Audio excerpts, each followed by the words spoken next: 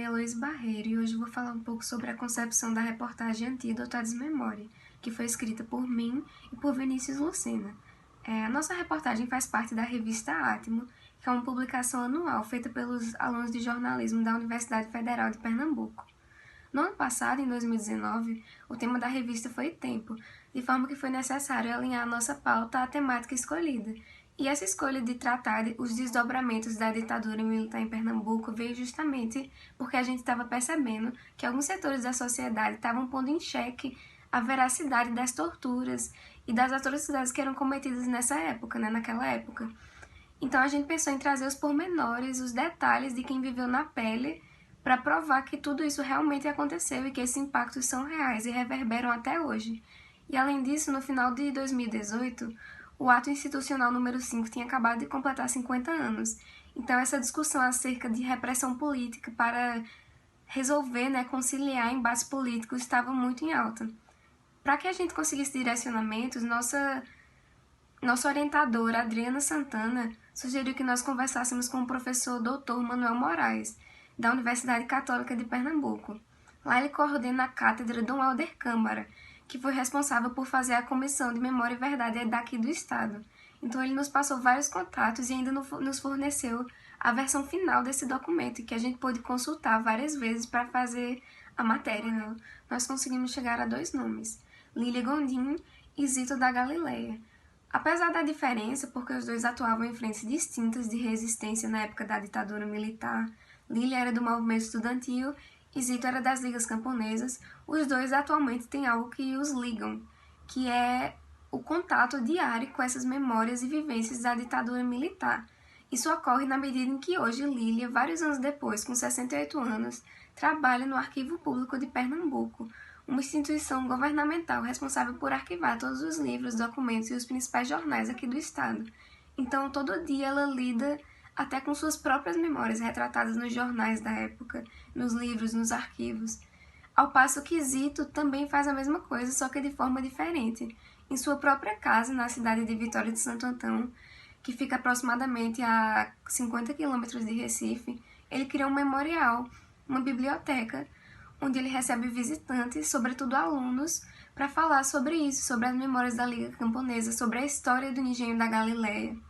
Além disso, enquanto a gente visitava a sua casa lá em Vitória, descobrimos que ele realmente recebeu o título pelo governo do estado de Pernambuco de Guardião de Memória.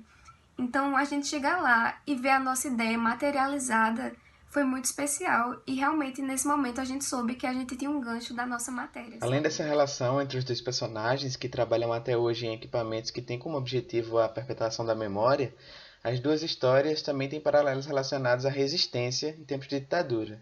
Lília, que era um estudante secundarista no final da década de 60, contou pra gente uma história que quando a gente ouviu pela primeira vez ficamos muito emocionados e sabíamos que aquele relato tinha potencial para ser trabalhado no nosso texto.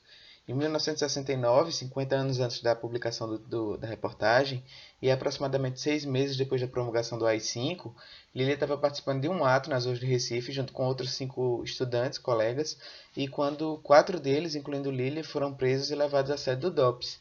Ela foi torturada durante 5 dias e depois foi levada a uma penitenciária feminina, onde ficou presa por 10 meses e só veio sair da prisão em dezembro de 1970. Mesmo depois que ela foi solta, a repressão continuou na cola dela. Ela continuou militando na ação popular, só que de forma mais discreta, já que era perigoso e para o regime ela já era vista como uma reincidente.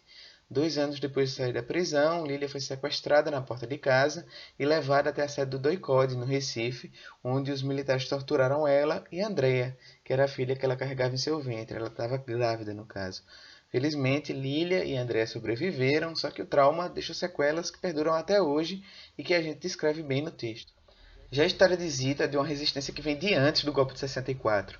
Ele cresceu e viveu a vida toda na zona rural de Vitória de Santo Antão, uma cidade aqui do interior de Pernambuco, e lá no Engenho Galileia ele teve contato com um cenário de luta de pessoas que atuavam contra a elite açucareira da região, que eram latifundiários que usavam de métodos perversos para controlar o povo. Em 1955 foi fundada a Liga de Galileia, que era uma espécie de sociedade formada pelos camponeses e que inspirou a criação de várias outras sociedades aqui no Nordeste. A gente foi até Galiléia, onde Zito mantém hoje uma biblioteca, que é uma espécie de memorial das ligas camponesas, e lá ele contou pra gente detalhadamente as histórias que precederam o golpe e sobre como foi o dia do golpe. Ele, que tinha 17 anos em 64, disse que os policiais chegaram em Galiléia, os policiais que já repreendiam os camponeses a serviço dos latifundiários, eles chegaram lá já na quarta-feira e que os militantes mais atuantes tiveram que fugir pela mata porque sabiam que seriam presos. Entre os militantes que fugiram estava o avô dele, Zezé da Galileia, que foi um dos fundadores da Liga. Uma coincidência que deixa essa história ainda mais intrigante é o fato de que naquela quarta-feira estavam em Galiléia o cineasta Eduardo Coutinho, o poeta Ferreira Goulart e outras pessoas que trabalhavam na produção do filme Cabra Marcado para Morrer. A equipe de produção teve as fitas e os equipamentos tomados pela repressão e Eduardo Coutinho só lançaria o filme 2 décadas depois. No final de abril de 64, Zezé, o avô de Zito, foi preso aos 75 anos e levado para o Recife, onde foi torturado. A gente acredita que escuta e escrita foram as principais ferramentas que nos auxiliaram no decorrer da reportagem.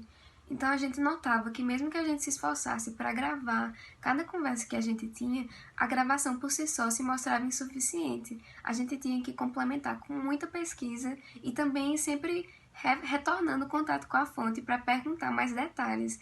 Às vezes coisas que eram muito pequenas, mas que incrementariam a história, como cor de carro, nome de rua, qual era o nome de tal loja na época. Então a gente juntava a nossa pesquisa atrelado ao conhecimento dos personagens e foi moldando essa narrativa da forma mais verossímil possível, que se assemelhasse o máximo possível com o que as pessoas viveram na época.